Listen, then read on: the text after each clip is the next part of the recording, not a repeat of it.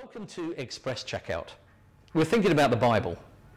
Now, to many, the Bible is some old dusty religious book. But I want to tell you that couldn't be further from the truth. It is true that the Bible is a book that's 2,000 years old, and actually in parts nearly 4,000 years old. But the fact that the Bible has survived all of those centuries and come down to us intact is truly remarkable. So much so that it can be said that the Bible is the best survivor. People have always shouted out, burn it and bury it and edit it and even laugh at it. Throughout history, there have been people who were devoted enemies of the Bible and tried to destroy it.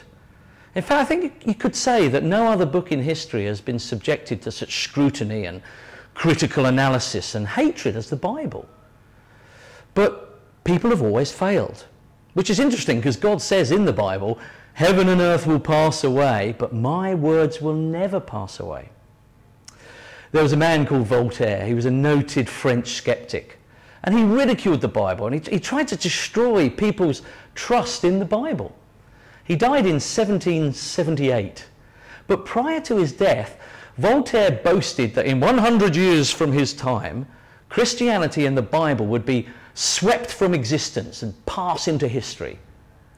But 50 years after Voltaire's death, the Geneva Bible Society moved into Voltaire's house and used Voltaire's printing press to produce thousands of Bibles that were distributed around the world. Voltaire has passed into history. I mean, not many people read Voltaire. But the Bible, it is the bestseller, even today. The Bible was the first major book to be translated into another language. The Bible was the first major book to be printed on a printing press. It's been translated into more than 2,000 languages, and it continues to be the #1 bestseller. And it makes the biggest claims. It claims to be a message from God to you.